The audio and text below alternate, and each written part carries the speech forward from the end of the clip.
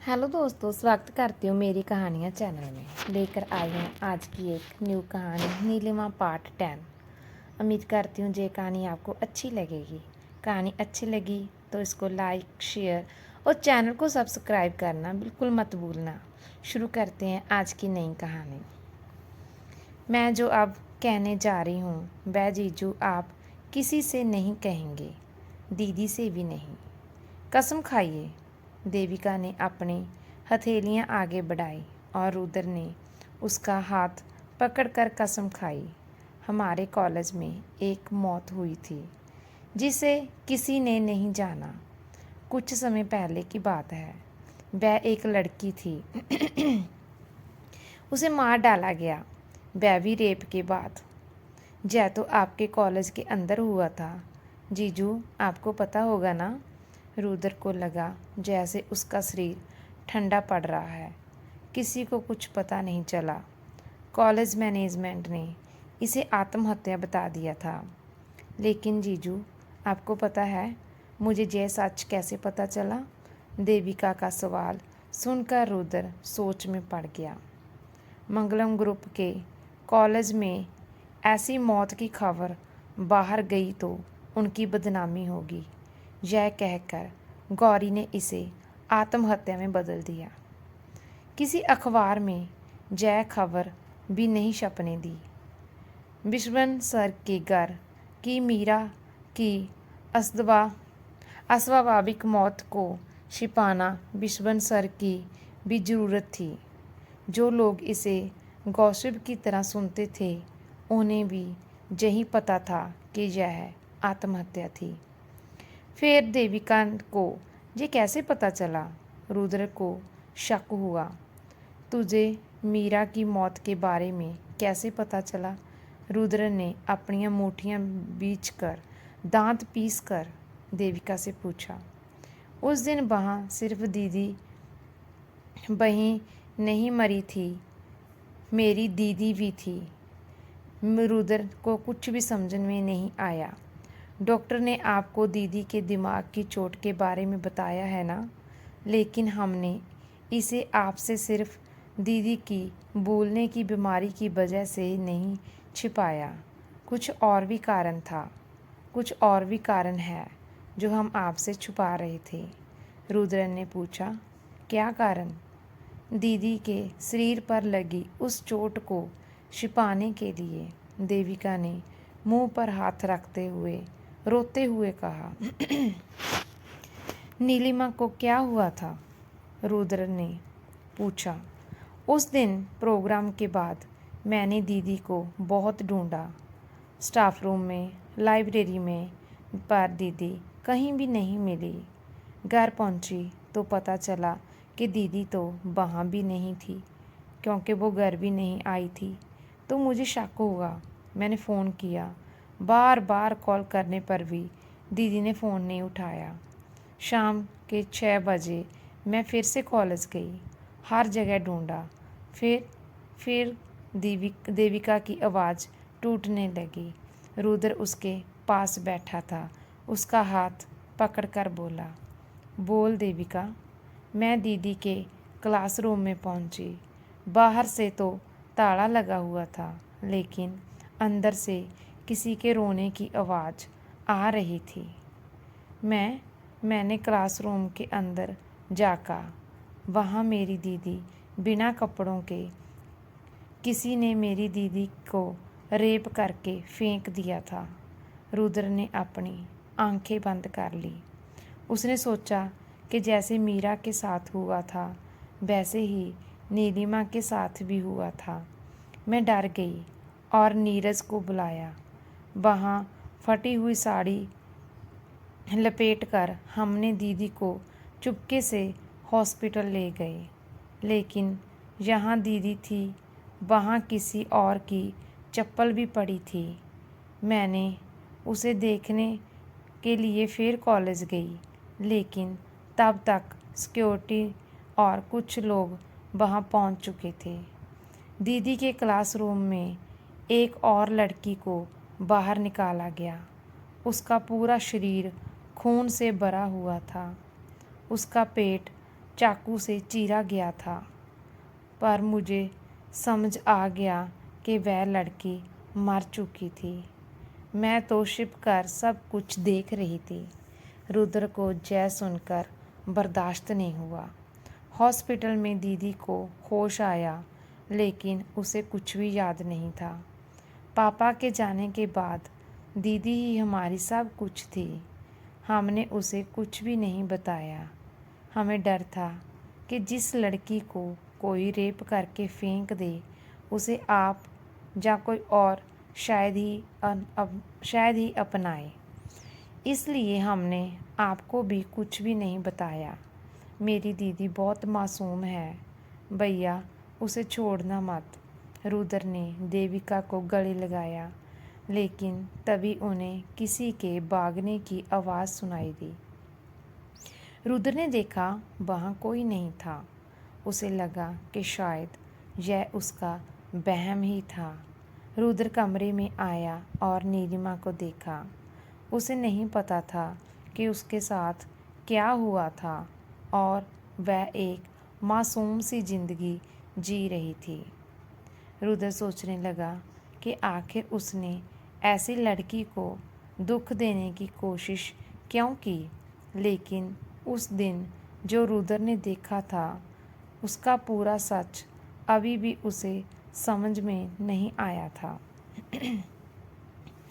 उस दिन charity programme में मीरा कॉलेज आई थी, जैसा रुद्र ने कहा था, लेकिन पत्रकारों के बीच की भीड़ में वह रुद्र के पास नहीं पहुंच पाई थी। रुद्रन जी, मीरा को आखिरी बार उसने अपनी ओर आते देखा था। तभी नीलिमा ने, जो प्रोग्राम में शामिल होने आई थी, मीरा को ग्रुप फोटो के लिए अपनी ओर खींच लिया। उसके बाद जो हुआ वह नीलिमा को भी अब याद नहीं था। मीरा, आपने चाय पी ली? नीलिमा ने मीरा का हाथ पकड़कर पूछा था। नहीं, मुझे नहीं चाहिए, मैं थोड़ा मीरा जल्दी में थी। अरे ऐसा मत कहो, हमारे कॉलेज के प्रोग्राम में आए हो और चाय भी नहीं पियोगे? रुको, मैं लेकर आती हूँ। नीलिमा ने मीरा का हाथ पकड़कर उसे चाय और स्नैक्स वाले कमरे में ले गई थी। रुद्र उस कमरे में जाने की तैयारी ही कर रहा था, तभी वहाँ गौरी आ गई। घर से फ़ोन आया था कि तुम्हारे पापा की तबीयत ठीक नहीं है, हमें तुरंत घर जाना होगा। गौरी अम्मा ने रुद्र को कुछ और कहने का तो मौका ही नहीं दिया और घर की ओर चल पड़ी। रास्ते में रुद्र ने मीरा को मैसेज किया कि वह कॉलेज में ही रुक जाए, वह जल्दी ही वापस आ जाएगा। घर पहुंचने पर रुद्र के पापा की छाती में दर्द हो रहा था। क्या हुआ पापा? रुद्र ने आकर अपने पापा से पूछा। पता नहीं रुद्र, थोड़ी देर पहले सोने गया था, फिर छाती में दर्द हुआ। लेकिन तू इतनी जल्दी कैसे आ गया? अम्मा ने बताया, इसलिए भाग कर आ गया पापा। रुद्र पापा के पास ही बैठ गया। पापा हॉस्पिटल चले? नहीं बेटा, तुझे देखकर तो मेरा आधा दर्द ही कम हो गया। तुम सब मेरे पास रहो, बस मुझे यही चाहिए। पापा ने रुद्र को देर तक रोक लिया। इस बीच मीरा के कई मैसेज आए, लेकिन रुद्र तो जवाब भी नहीं दे पाया। रुद्र उठकर जाने लगा। कहाँ जा रहा है? पापा बीमार हैं, नहीं दिखता? गौरी अम्मा ने कहा। गौरी, रहने दे, उसे कोई ज़रूरी काम होगा, जाने दे, पापा ने कहा। रुद्र बिना कुछ और सोचे पापा की आधी इजाज़त लेकर घर से निकल गया।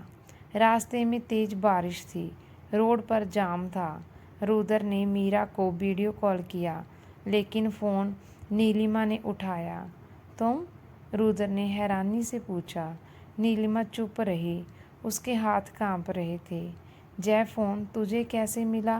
मीरा कहाँ है? नीलिमा ने बैक कैमरा ऑन किया। क्लासरूम में मीरा खून से लथपथ पड़ी थी। रुद्रन जी, मीरा ने हाथ के सहारे उठने की कोशिश की। तभी किसी ने कुर्सी उठाकर मीरा के सिर पर मारी। वह शख्स मास्क पहने हुए था। रुद्र उसका चेहरा भी नहीं देख पाया था। अरे रुक, मीरा को छोड़ दे, रुद्र अफोन पर ही चीखा। उसके बाद उस शख्स ने एक चाकू निकाला और मीरा के पेट में गोप दिया। मंगलम परिवार के बच्चे को जन्म देने की औकात तुझमें नहीं है। आगे कुछ कहने से पहले ही कॉल कट गया। जाम में रुद्र की गाड़ी फंसी थी। वहीं गाड़ी से उतरकर पागलों की तरह दौड़ा। मीरा मीरा वह चीखता रहा। कॉलेज पहुंचने पर मीरा का शव सफ़ेद कपड़ों में लपेटा हुआ था। रुद्र को लगा नीलिमा ने उसे मीरा की मौत दिखाई थी और वही इसके लिए जिम्मेदार थी। लेकिन उसे अब समझ में आया था कि बीच में तो कुछ और ही हुआ था। रुद्र ने फ़ोन उठाया और डायल किया। जेम्स, रुद्र बोल रहा हूँ। हमें जल्दी मिलना है, वहीं पुरानी जगह पर, और माया को बुलाना मत भूलना। क्या हुआ रुद्र? अचानक मुझे मिलने को क्यों कहा? नीलिमा ने कुछ सच बताया क्या? मीरा के साथ उसने क्या किया था? जेम्स ने पार्क के पीछे टूटी बेंच पर बैठे हुए रुद्र से पूछा। रुद्र ने जेम्स की ओर देखा। उसका चेहरा गुस्से में बिल्कुल लाल था। जेम्स को रुद्र से ज़्यादा नीलिमा पर गुस्सा आ रहा था। नहीं, डॉक्टर ने जो कहा वह सच है। उसे कुछ भी याद नहीं। नीलिमा को कुछ नहीं पता। तो क्या अब तक जो हमने किया वह सब बेकार गया? हमारा प्लान? जेम्स ने कहना शुरू ही किया, लेकिन रुद्र ने उसे रोक दिया। कौन सा प्लान? किसके लिए? नीलिमा तो मरकर जिंदा हुई है। उसे मीरा से मिलने की बात भी याद नहीं है। हम उससे क्या बदला लें? रुद्र ने लाचार होकर कहा। क्या? उसकी हालत देखकर तो तेरा दिल पिघल रहा है? जेम्स चीखा। तुझे अब उससे प्यार या सहानुभूति हो सकती है। तेरे लिए मीरा हो या नीलिमा, तुझे क्या फ़र्क पड़ता है? लेकिन सावित्री अम्मा ने जन्म के बाद उसे गोद दे दिया। लेकिन मेरे लिए मीरा मेरी एक इकलौती बहन थी। मैं उसे ढूंढता हुआ जहाँ आया था, लेकिन मुझे सिर्फ उसकी राख मिली। जेम्स की आंखें नम हो गई। जेम्स, बात वैसी नहीं है। रुद्र ने उसे समझाने की कोशिश की, लेकिन जेम्स बिल्कुल भी शांत नहीं हुआ। सावित्री अम्मा ने अपने जुड़वा बच्चों में से एक को पैसे के लिए अमेरिकियों को दे दिया था। शायद सोचा होगा कि इससे मेरी ज़िंदगी बेहतर होगी, लेकिन मैं वहाँ अकेला हो गया था और मेरा जहाँ आने का कारण ही मीरा थी। वह मेरी छोटी बहन थी। मेरे जैसे एक अनाथ को फिर अनाथ बनाने वाली तेरी ट्रॉफी वाइफ है। मैं उसे नहीं छोड़ूंगा। जेम्स, मुझे लगता है रुद्र सही कह रहा है। यह एक औरत की आवाज़ थी। रुद्र और जेम्स ने उसकी ओर देखा। वह माया थी। तू भी इसका साथ दे रही है? जेम्स ने माया से पूछा। मैं नीलिमा का साथ दे रही हूँ, माया ने कहा। रुद्र ने माया को देखा। मैं सच कह रही हूँ। इसे देखो, यह उसकी ईमानदारी बताने के लिए काफ़ी है। माया ने नीलिमा का दिया हुआ डायमंड नेकलेस दिखाया। कोई शक नहीं, यह वही नेकलेस है। तुमने उसे पैसे की लालच दिखाने के लिए दिया था, लेकिन मेरी कहानी सुनकर उसने यह डायमंड नेकलेस मुझे दे दिया था। जो औरत अपने पति के साथ सोने वाली को भी मदद कर सकती है, वह किसी को भी कभी भी कोई भी नुकसान नहीं पहुंचा सकती। जेम्स और माया की बहस के बीच रुद्र तो बिल्कुल चुपचाप ही खड़ा था। अब तुम दोनों एक हो गए। पहले नीलिमा ने नाटक किया कि उसे कुछ भी नहीं पता। हमने उसे परेशान करके सच उगलवाने की कोशिश की। जब वह नहीं हुआ तो माया को भेजा कि वह उसे मानसिक रूप से तोड़ दे। जब वह भी फेल हुआ तो तुमने मुझे दोस्ती का नाटक करके उसका सच समझने के लिए भेजा, और अब तुम दोनों के लिए वह संत बन गई। जेम्स का गुस्सा तो कम ही नहीं हो रहा था। मेरी मीरा की आत्मा मुझे कभी भी माफ़ नहीं करेगी। रुद्र, जा अपनी नई बीवी को गले से लगाकर सो। बस कर, रुद्र ने गुस्से में कह दिया। मैं मीरा की जगह किसी और को नहीं दे सकता। जगह देने की बात तो छोड़ो, मैं तो ये सोच भी नहीं सकता। नीलिमा में मेरी कोई भी दिलचस्पी नहीं है। मैंने उसे सज़ा देने के लिए यह शादी की थी। जब अम्मा ने लावण्या से शादी की जिद की तो मुझे इससे बेहतर तरीका नहीं सूझा। इसका मतलब यह नहीं कि मैं उसकी खूबसूरती पर फिदा हो गया। अगर मीरा की मौत में उसका कोई हाथ नहीं है तो उसकी ज़िंदगी मेरे हाथों ख़त्म नहीं होगी, और अगर कोई उसका हाथ हुआ तो उसकी ज़िंदगी मेरे हाथों से ही ख़त्म होगी। तो अब हमारा प्लान क्या है? माया ने शक के साथ पूछा। डॉक्टर ने कहा है कि नीलिमा को उस दिन की बातें याद नहीं दिलानी चाहिए। फ़िलहाल ऐसा ही रहने देते हैं। सच अपने आप बाहर आ जाएगा तो और इंतज़ार करना होगा। जेम्स के चेहरे पर निराशा थी। हाँ, तूने अपनी बहन को ढूंढने के लिए इतने साल इंतज़ार किया। मैंने नीलिमा से शादी करके उसे अपने साथ रखने के लिए इंतज़ार किया। माया ने एक रात कमरे में अकेले नीलिमा को दुख देने के लिए कामुक आवाज़ें निकाली। मैं और इंतज़ार करूँगा, लेकिन ज़्यादा समय नहीं लगेगा। तो अब घर जा रहा है? जेम्स ने पूछा। जब रुद्र जाने लगा, मुझे एक और जगह जाना है। यह कहते हुए समय रुद्र के चेहरे पर रहस्यमयी भाव थे। वह वापस ड्राइव करते समय रुद्र उस दिन की हर घटना को याद करने लगा। मीरा को खोने के लिए जिम्मेदार हर शख्स को वह याद करता गया, जिसमें उसकी अम्मा का चेहरा भी था। इतनी रात को तू कहाँ गया था? गौरी अम्मा ने रुद्र के देर से घर आने पर पूछा। कुछ काम था, रुद्र ने जवाब दिया। तेरी बीवी को क्या इतनी तकलीफ है? आई तो बिस्तर पर ही पड़ी है। रुद्र को अम्मा पर गुस्सा आ गया। आपको मुझसे और नीलिमा से इतनी दिक्कत क्यों है? जब वह इस घर में आई, क्या आपने उससे प्यार से एक भी बात की? वह भी तो एक औरत है जैसे आप। क्या आपने कभी पूछा कि उसे कोई कमी है या कोई परेशानी है?